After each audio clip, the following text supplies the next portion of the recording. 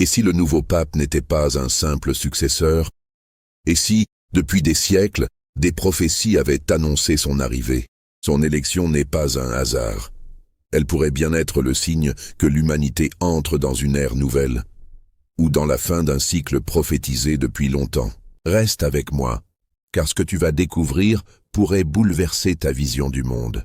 Le 8 mai 2025, le cardinal Robert Francis Prevost a été élu pape sous le nom de Léon XIV, succédant ainsi au pape François, décédé le 21 avril 2025.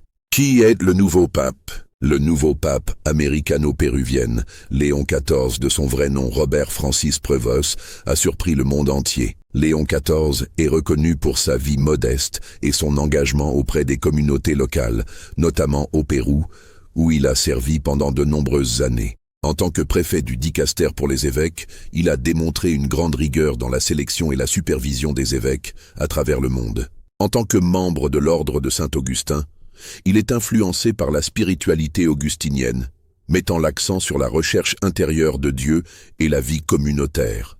Mais au-delà de sa personnalité, ce sont les circonstances de son élection qui posent question. La prophétie de Saint Malachie, le dernier pape. Saint Malachie, au XIIe siècle, aurait eu une vision prophétique de tous les papes jusqu'à la fin des temps. Il rédigea une liste de 112 devises latines, chacune correspondant à un pape. Selon cette prophétie, le dernier pape serait celui qui fera paître son troupeau parmi de nombreuses tribulations, nommé Pierre le Romain. Et aujourd'hui, ce nouveau pape serait le dernier sur la liste. Coïncidence? Ou accomplissement d'une prophétie oubliée? Les messages de Fatima, un avertissement pour notre temps. En 1917, 3 enfants au Portugal reçoivent des messages de la Vierge Marie.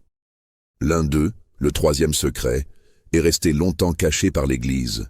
Certains pensent qu'il annonce une grande apostasie au sommet de l'Église. D'autres croient qu'il fait référence à un pape souffrant, porteur d'une mission cruciale pour sauver l'humanité spirituellement.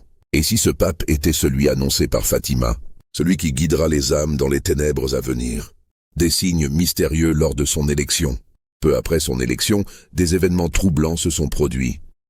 Des orages puissants ont frappé Rome. Des apparitions mariales ont été signalées dans plusieurs pays.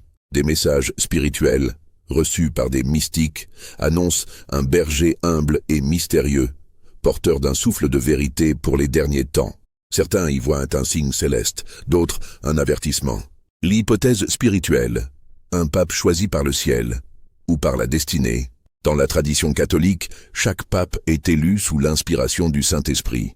Mais lorsque les prophéties, les signes et les intuitions convergent, on est en droit de se poser la question. Ce pape est-il le berger final avant un grand bouleversement? Sera-t-il celui qui affrontera l'Antéchrist, comme l'annoncent certaines révélations? Ou celui qui ouvrira une ère de lumière avant le retour du Christ? Le monde change. L'Église aussi. Et au cœur de ce bouleversement, un homme, un pape, dont l'existence même pourrait être le reflet des prophéties anciennes. Et si c'était lui? Et si nous vivions les derniers chapitres d'un livre écrit depuis des siècles?